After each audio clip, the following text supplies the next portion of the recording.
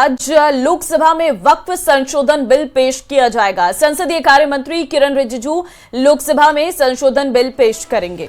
लोकसभा में बोलने के लिए एनडीए को 5 घंटे मिलेंगे, तो वहीं लोकसभा में बीजेपी के 7 सांसद बिल के समर्थन में भी बोलेंगे। बीजेपी ने अपने सभी लोकसभा सांसदों के लिए व्हिप जारी किया है।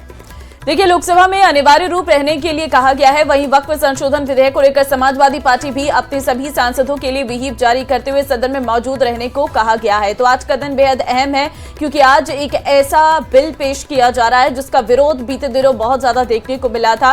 काली पट्टी बांधकर जो नमाजी हैं वो ईद पढ़ने के लिए पहुंचे हुए थे, ईद के दिन नमाज पढ़ने के लिए आए थे। ये विरोध जो है पूरे देश भर में देखने को मिला था, लेकिन आज वही बिल, वक्फ संशोधन बिल, आज पेश होने जा रहा है लोकसभा में। देखिए, कई सारे बदलाव जो हैं इस बिल में होने जा रहे हैं, उन्हीं बदलावों को लेकर आज ये बिल पेश किया जाएगा और उसके बाद इसे राज्यसभा में भी पेश करेगी सरकार। नए बिल में जो प्रस्तावित है वो ये है कि ट्रिब्यूनल के अलावा अब रेवेन्यू कोर्ट, सिविल कोर्ट या हाई कोर्ट में अपील कर सकेगा जो जमीन पर दावा करने वाला। साथ ही अब वक्फ ट्रिब्यूनल के फैसले के खिलाफ हाई कोर्ट में अपील की जा सकेगी, जो पहले नहीं था, क्योंकि पहले जो वक्फ ट्रिब्यूनल का फैसला होता था वही आखिरी माना जाता था, उसे चुनौती नहीं दी जा सकती थी। ऐसे जो बड़े बदलाव हैं वो होने जो मुमकिन बताए जा रहे हैं। जो भ्रम है, जो सच्चाई है, वो भी हम आपको ग्राफिक्स के माध्यम से आपकी स्क्रीन पर दिखा रहे हैं कि क्या भ्रम फैलाया जा रहा है, मुस्लिम पक्ष को किस पर आपत्ति है और सच क्या है, जो संभावित प्रावधान है वो क्या है। सरकार से नामित बड़े रैंक का अफसर इस पूरे मामले पर जांच करेगा। देखिए, वक्फ बिल पर कब क्या हुआ वो भी हम आपको ग्राफिक्स के माध्यम से बता रहे हैं।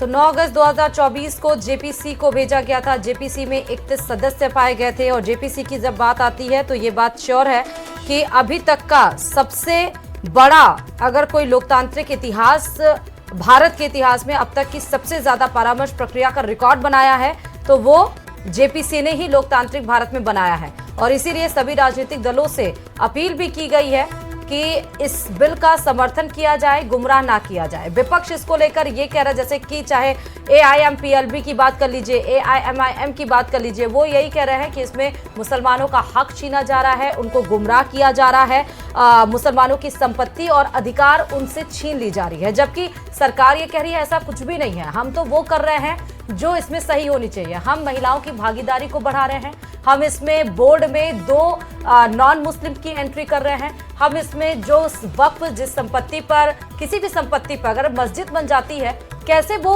वक्फ की हो जाती है, उस जमीन का जो लैंडलॉर्ड है वो उसका दावा नहीं कर सकता है। और इस संशोधन बिल में यही है कि आप उसका दावा कर सकते हैं जब तक आप अपनी जमीन खुद किसी मस्जिद के लिए ना दे, किसी चीज के लिए ना दे, तब तक वो वक्फ की संपत्ति नहीं हो सकती है।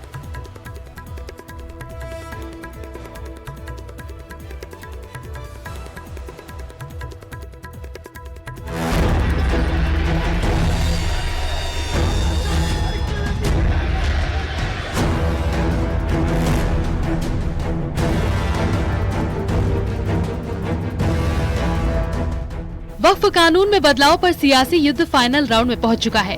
बुधवार को संसद में ये बिल पेश होगा और इससे पहले सियासी पारा 7वें आसमान पर है। तो बिजनेस एडवाइजरी कमेटी में कुछ पार्टीज का मत था 6 घंटे डिस्कस होना चाहिए, कुछ का मत था 4 घंटे और ज्यादातर अपोजिशन पार्टी के लोग 12 घंटे का मांग किया। तब बीच में 8 घंटे का चर्चा का समय तय किया गया और ये भी स्पीकर साहब ने कहा कि 8 घंटे चर्चा का समय दिया है, जिसको बढ़ाया जा सकता है लेकिन हाउस का सेंस लेकर। तो सरकार ने 8 घंटे की चर्चा का समय तय कर दिया है, जबकि विपक्ष 12 घंटे चर्चा की मांग कर रहा था। जब सरकार ने विपक्ष की बात नहीं मानी तो विपक्ष ने बिजनेस एडवाइजरी कमेटी से वॉकआउट कर दिया। इधर वक्फ संशोधन बिल को लेकर खबर है कि जेपीसी की रिपोर्ट में भेजा गया बिल ही संसद में पेश होगा। सूत्रों के मुताबिक वक्फ बिल में किसी बड़े संशोधन की संभावना नहीं है। खैर, बीजेपी कह रही है कि जो भी संशोधन हो रहे हैं वो पूरी तरह मुसलमानों के पक्ष में है और गरीब मुसलमानों को इसका फायदा सबसे ज्यादा मिलेगा। बीजेपी ये आरोप भी लगा रही है कि विपक्ष इस मुद्दे पर सिर्फ और सिर्फ भ्रम फैला रहा है, लेकिन विपक्ष सारे दावों को सिरे से खारिज कर रहा है। Bureau report, news 18।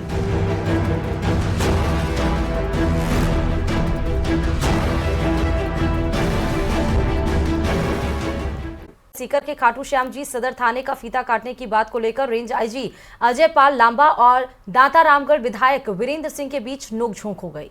आईजी ने दांता रामगढ़ विधानसभा सीट से भाजपा प्रत्याशी रहे गजानंद कुमावत के हाथ में कैंची पकड़ा दी और इसका विरोध करते हुए विधायक वीरेंद्र सिंह ने कैंची छीन ली और आईजी से ही फीता काटने को कहा। उद्घाटन के बाद विधायक ने समर्थकों के साथ नए थाने के बाहर नारेबाजी की। पूरा मामला सीकर के नए खाटू श्याम जी सदर थाने के उद्घाटन के दौरान हुआ, क्योंकि ये बजट में पास हुआ था पिछली दफा। सार्वजनिक तौर पर कहा है कि जब कभी भी कोई इस तरह की राजकीय बिल्डिंग का उद्घाटन होता है तो स्थानीय जनप्रतिनिधियों से उद्घाटन कराया जाता है।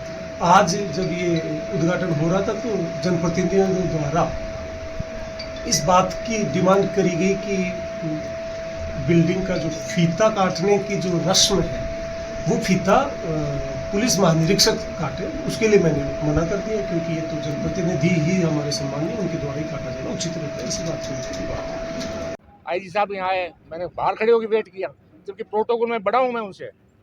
विधायक का पद प्रोटोकॉल में आईजी एसपी से बड़ा होता है। उसके बावजूद मैं उनको रिसीव करने आया कि मेरे क्षेत्र में आया हूँ, इसलिए मैं बाहर रिसीव करने के लिए खड़ा रहा। उसके बाद में जो उसने फीता काटने की बात थी, गजानंद मुझे धक्के दे के और बीच में घुस रहा है। यार है क्या वो, धक्के दे के आगे घुस रहा है। शर्म तक नहीं आती ऐसे आदमी को। चुनाव लड़ती जनता इनको वोट देती है, जिनको डेकोरम पता नहीं, जिनको गाइडलाइन पता नहीं, जिनको व्यवहार तक मालूम नहीं चीज का। अब उसके बाद मैं नहीं जाऊंगा इस प्रोग्राम में। इस प्रोग्राम में इसलिए नहीं जाऊंगा कि उन्होंने फीता मेरे मना करने के बाद उससे कटवाया, जो वो है नहीं। और इस तरीके से लोकतांत्रिक व्यवस्था नहीं चलेगी रामगढ़ में।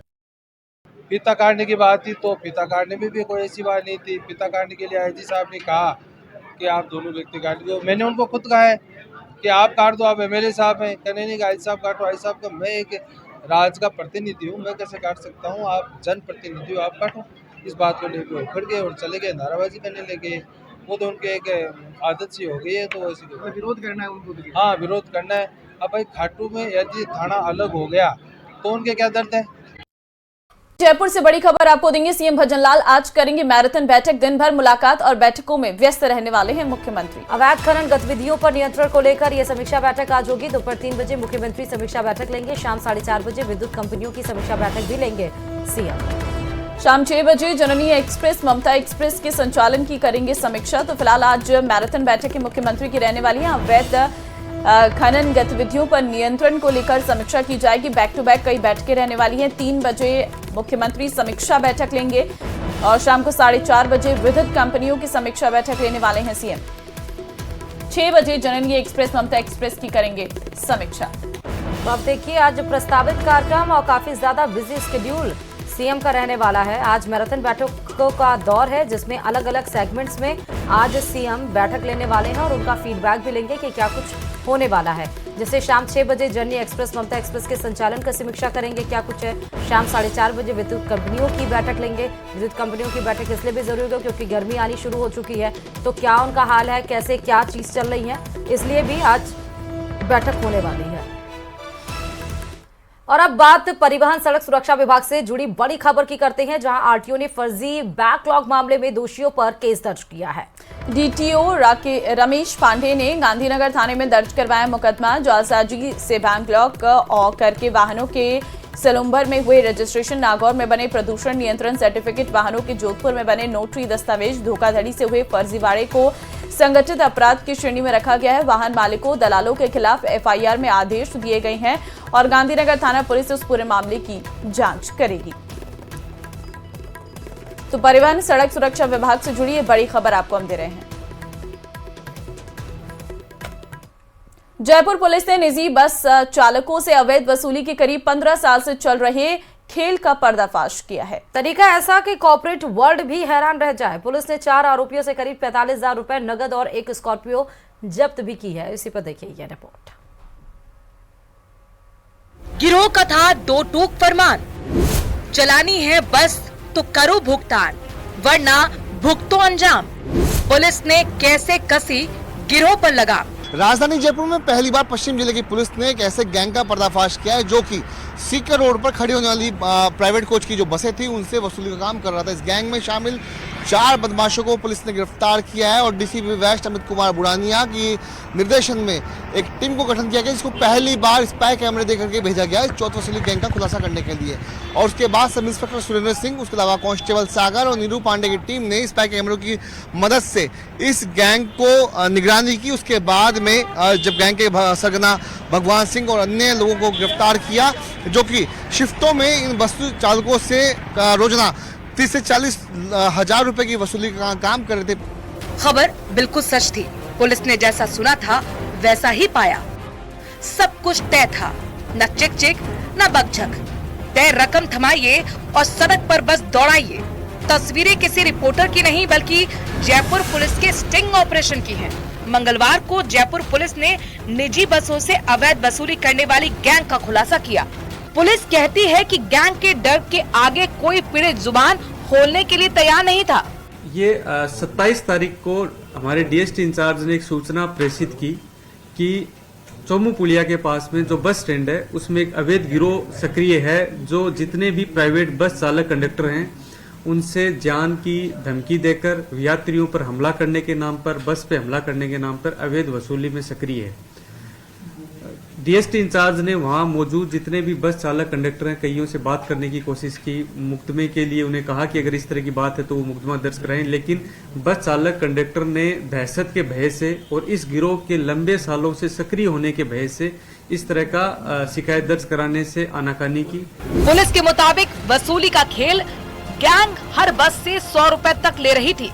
पैसे नहीं देने पर जान से मारने की धमकी देते थे गुर्गे। चौमू पुलिया के आगे सामोद तक बीच रास्ते में मौका मिलते ही बस पर हमला करते थे गैंग के गुर्गे। बस पर पत्थर फेंकते, ड्राइवर कंडक्टर के साथ मारपीट करते। खास बात ये कि पूरा गिरोह शिफ्ट के मुताबिक काम करता था। प्रकृति संवेदनशील होने के कारण डीएसटी इंचार्ज ने ये सूचना मुझे प्रेषित की। सूचना की प्रकृति को ध्यान में रखते हुए भाखरोटा में पदस्थापित सुरेंद्र सब इंस्पेक्टर को हमने एक टीम बनाकर, जिसके सहायतार्थ सागर कांस्टेबल और नीरू पांडे कांस्टेबल, इन दोनों को नियुक्त किया और एक गोपनीय टीम का गठन किया गया। टीम को ये कार्य दिया गया कि जो संदिग्ध स्थान चोमू पुलिया बताया गया सूचना के अंतर्गत, उस स्थान पर ये टीम जाके रेकी करे। स्पाई गैजेट्स से इनको हमने लेस किया कि स्पाई गैजेट्स की मदद से पूरे गिरोह की एक्टिविटी को वो रिकॉर्ड करे और इस तरह की जो कार्य कर रहा है इसका पूरा करते हुए अग्रिम कार्रवाई करे। जयपुर पुलिस ने स्पाई कैम की मदद से स्टिंग ऑपरेशन कर गैंग के 4 गुर्गों को गिरफ्तार किया। जांच में सामने आया कि ये गैंग 15 साल से चल रही थी। गिरोह हर महीने 8 से 10 लाख की अवैध वसूली करता था। वसूली गैंग का इतना था डर कि पिछले 15 सालों से नहीं हुआ कोई पुलिस एक्शन। 4 आरोपियों के कब्जे से अवैध वसूली के 45,360 रुपए, एक चाकू और एक कार जब्त की। इस क्रम में ये तथ्य सामने आया कि ये संगठित गिरोह लंबे समय से कार्यरत है और इसमें पारी वाइज, शिफ्ट वाइज ये लोग कार्य करते हैं, जिसमें जितने भी बस कंडक्टर हैं उनसे अवैध वसूली करते हैं और अगर उन्होंने वसूली नहीं दी तो उनको जान से मारने की धमकी और उनकी बसों पे हमले किए जाते हैं।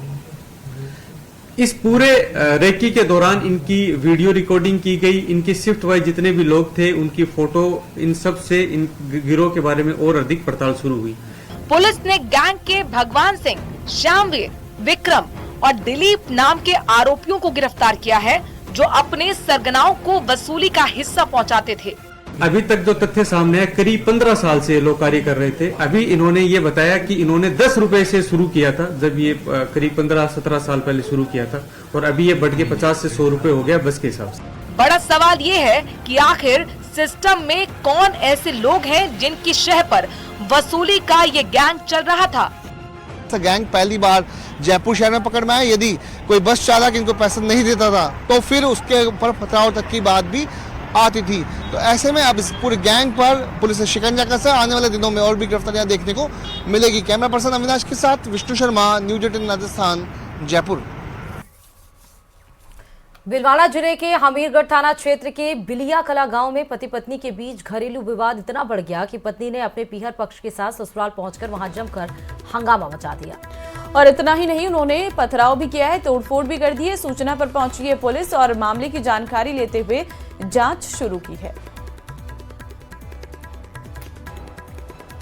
मुख्यमंत्री भजनलाल शर्मा ने भ्रष्टाचार से जुड़े राज्य सेवा के 21 अधिकारियों के खिलाफ कार्रवाई की मंजूरी दी है। मंगलवार को सीएमओ में मुख्यमंत्री भजनलाल ने एसीबी से जुड़े मामलों को लेकर अहम बैठक ली, जिसमें उन्होंने 18 मामलों का निस्तारण किए जाने का फैसला लिया।